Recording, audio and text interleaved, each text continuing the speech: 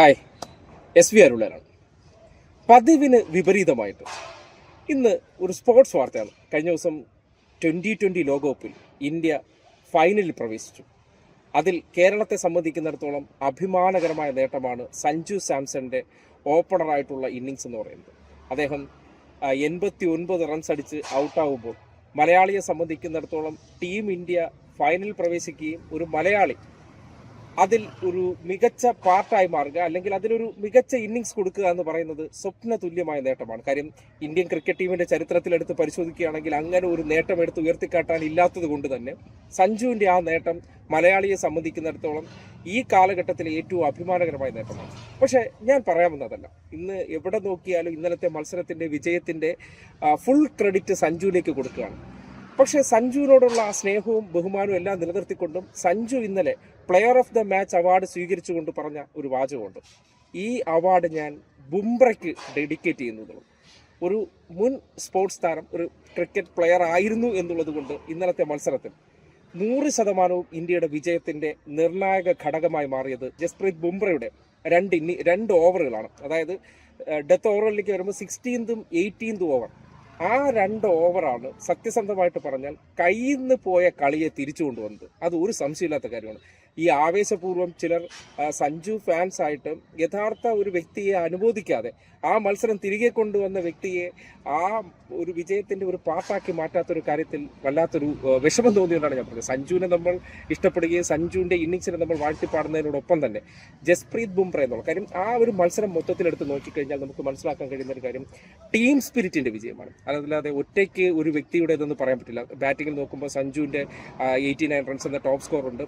അതിന് പിന്നാലെ വന്നിട്ട് ഹാർദിക് പാണ്ഡ്യയുടെ ഉണ്ട്, ശിവൻ ദുബെയുടെ ഉണ്ട്.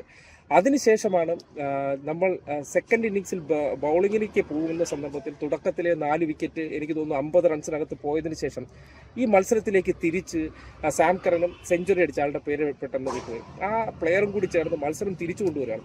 ആ മത്സരത്തിൽ ഒന്ന് ആലോചിച്ച് നോക്കും, വീറിറ്റ പോരാട്ടം എന്ന് പറഞ്ഞാൽ ഇംഗ്ലണ്ടിന്റെ 4th ആയിട്ട് ഇറങ്ങിയ ആ ലെഫ്റ്റ് ഹാൻഡഡ് ബാറ്റ്സ്മാനാണ്. അദ്ദേഹം സെഞ്ചുറി അടിക്കുന്നുണ്ട്. ആ സെഞ്ചുറി അടിച്ച് ഒറ്റയാൾ പോരാട്ടത്തിലൂടെ മത്സരം കൊണ്ടുവരികയും ഒടുവിൽ ഇത് 18th ഓവറിലേക്ക് എത്തുമ്പോൾ മത്സരം എങ്ങനെയാണ്? 18 ബോളിൽ ജയിക്കാൻ 45 റണ്ണാണ്. ഒന്ന് ആലോചിക്കുക, ഇന്നത്തെ ഈ 2020 മത്സരങ്ങളിൽ 18 ബോളിലൊക്കെ 50 അടിക്കുന്ന, അല്ലെങ്കിൽ 16 ബോളിൽ 50 അടിക്കുന്ന കാലഘട്ടത്തിൽ 18 ബോളിൽ 2 സെറ്റിൽ ഡൗൺ ബാറ്റ്സ്മാൻമാർ നിൽക്കുന്ന സന്ദർഭത്തിൽ മത്സരം ഏകദേശം 50-50ക്ക് എബോവ് അല്ലെങ്കിൽ ഒരു എഡ്ജ് ഇംഗ്ലണ്ടിനുണ്ടായ സന്ദർഭമാണ്. ആ സന്ദർഭത്തിലാണ് നമ്മുടെ ബൗളിങ്ങിൻ്റെ എക്സ്പീരിയൻസ് കൊണ്ടും ഒപ്പം തന്നെ ഹോം ഗ്രൗണ്ടിൻ്റെ ആനുകൂല്യം, മീൻസ് ഇന്ത്യ എന്ന ഒരു രാജ്യത്ത് കളിക്കുന്ന ആ ഒരു മത്സരത്തിൻ്റെ ആനുകൂല്യം ഉപയോഗപ്പെടുത്തിക്കൊണ്ട് ജസ്പ്രീത് ബുംറയുടെ 2 വെടിക്കെട്ട് ഓവറുകൾ വരുന്നത്. ആ വെടിക്കെട്ട് ഓവറിലൂടെയാണ് മത്സരം മാറി മറിയുന്നത്. കാര്യം ഈ 18 ബോളിൽ 45 എന്നുള്ളതിൽ ആ ഓവറിൽ, അതായത് ബുംറയുടെ ഫൈനൽ ഓവറിൽ ആകെ 6 റൺസാണ്. കാര്യം 18ാമത്തെ ഓവർ സെഞ്ചുറി അടിച്ച ആൾ സാം കറൻ ഉൾപ്പെടെയുള്ളവർ സെറ്റിൽഡായി നിൽക്കുകയാണ്. എപ്പോഴും വേണോ അവർക്ക് അറ്റാക്ക് ചെയ്യാൻ പറ്റുന്നതാണ്. പക്ഷേ ആ ഓവർ എറിഞ്ഞു നിർത്തുമ്പോൾ സ്വാഭാവികമായിട്ട് 2 ഓവർ 39 റണ്ണാവുകയാണ്. പിന്നീട് വരുന്നത് ഹാർദിക് പാണ്ഡ്യയുടെ ഓവറാണ്. ആ ഓവറിൽ 9 റൺസ് അടിക്കുന്നുണ്ട്. അതോടുകൂടിയാണ് ലാസ്റ്റ് ഓവറിൽ 30 റൺസ് എന്നുള്ള രീതിയിൽ 5 6 അടിച്ചാലേ വിജയിക്കാൻ പറ്റൂ എന്നുള്ളൊരു അവസ്ഥയിലേക്ക് ഇംഗ്ലണ്ടിന്റെ മത്സരം കയ്യിൽ നിന്ന് പോകുന്നത്. ഇതിനിടയിൽ ഹാർദിക് പാണ്ഡ്യയുടെ ഉജ്ജ്വല ഒരു ഫീൽഡിംഗ് ഉണ്ട്. കാര്യം അതാണ് ഞാൻ നേരത്തെ പറഞ്ഞ ടീം സ്പിരിറ്റിന്റെ വിജയമാണ്, ഒത്തൊരുമിച്ചുള്ള കളിയുടെ വിജയമാണ്. അല്ലാതെ അത് ഇൻഡിവിജ്വലി സഞ്ജുവിന് മാത്രം കൊടുക്കുന്നത് നമ്മുടെ ഒരു വിശാല ഹൃദയം കൊണ്ട് സഞ്ജു ഒരു മലയാളി ആയതുകൊണ്ട് കൊടുക്കുന്നുണ്ടെങ്കിലും ആ മത്സരത്തിന്റെ യഥാർത്ഥ വിജയശില്പി, കാര്യം ഈ റൺ അടിച്ചു വെച്ചു എന്ന് കരുതിക്കൊണ്ട് വിജയിക്കണമെന്നില്ല. ഒരു വലിയ റൺ നമ്മൾ നേടി എന്നുള്ളത് കൊണ്ട് നമ്മൾ വിജയിക്കണമെന്നില്ല. പക്ഷേ ആ വിജയത്തിന് വേണ്ടി അവസാനം വരെ ഫീൽഡിൽ നിന്ന് ആ സെഞ്ചുറി അടിച്ച പ്ലെയറെ ഔട്ടാക്കാനുള്ള ത്രോ, ഹാർദിക് പാണ്ഡ്യയുടെ ത്രോ കീപ്പേഴ്സ് എൻഡിലേക്കാണ് കൊടുക്കുന്നത്, ലോങ് ഓണിൽ നിന്ന്. ആ കൊടുക്കുന്ന ഏറിയയിൽ റൺ ഔട്ട് ആവുന്നതാണ് കളിയുടെ മറ്റൊരു ടേണിംഗ് പോയിന്റ് എന്ന് പറയുന്നത്. അങ്ങനെ മത്സരത്തിൽ എല്ലായിടത്തും നമ്മൾ ഒത്തൊരുമിച്ച് ജയിച്ചപ്പോഴാണ് ഇങ്ങനൊരു വിജയമുണ്ടായത്.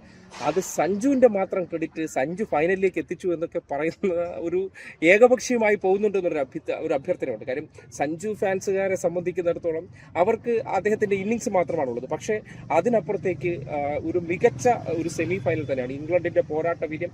ആ പോരാട്ട വീര്യത്തെ അതിജീവിച്ചുകൊണ്ട് ഒരു മത്സരം വിജയിക്കുക, അതിൽ എക്സ്പീരിയൻസ് എന്തൊരു ഫാക്ടറാണെന്നൊക്കെ കൃത്യമായിട്ടും ഒത്തൊരുമയോടുകൂടി ഫീൽഡിലും പിഴവ് വരുത്താതെയുള്ള അക്ഷർ പട്ടേലിന്റെ 2 ക്യാച്ചുകളൊക്കെ എന്ന് പറഞ്ഞാൽ എണ്ണം പറഞ്ഞ ക്യാച്ചുകളാണ്. അങ്ങനെ നമ്മൾ എല്ലാ മേഖലയിലും ഒത്തൊരുമിച്ച് ടീം സ്പിരിറ്റോടുകൂടി ഇടപെട്ടതിൽ സഞ്ജു ടോപ്പ് സ്കോർ ആയി എന്നുള്ളതാണ് ഏറ്റവും വലിയ മേന്മ എന്ന് പറയുന്നത്. അത് മോശം കാര്യമല്ല. ഒരു മലയാളിയെ സംബന്ധിക്കുന്നിടത്തോളം അഭിനന്ദനാർഹമായ നേട്ടം എന്നതിനപ്പുറം ഈ ഒരു കാര്യം വിസ്മരിക്കാൻ പാടില്ല. The super hero of that match is Jasprit ബുംറയുടെ 18ാമത്തെ ഓവറാണെന്ന് നിസ്സംശയം പറയാം. അത് മനസ്സിലാക്കിക്കൊണ്ടാണ് സഞ്ജു എന്ന മലയാളിയോട് എനിക്ക് ഏറ്റവും കൂടുതൽ സ്നേഹവും അദ്ദേഹത്തോടൊരു റെസ്പെക്റ്റും തോന്നിയത്. ആ അവാർഡ് മേടിച്ചതിന് ശേഷം അത് ജസ്പ്രീത് ബുംറയ്ക്ക് പ്ലെയർ ഓഫ് ദ മാച്ച് അദ്ദേഹം ഡെഡിക്കേറ്റ് ചെയ്യുമെന്ന് പറയുന്നിടത്ത് സഞ്ജു എന്ന പ്ലെയറിൻ്റെ ഒരു വിശാല ഹൃദയമുണ്ട്. അതാണ് ഒരു സ്പോർട്സ്മാന് വേണ്ട ഏറ്റവും നല്ല ക്വാളിറ്റി എന്ന് പറഞ്ഞു വയ്ക്കുകയാണ്.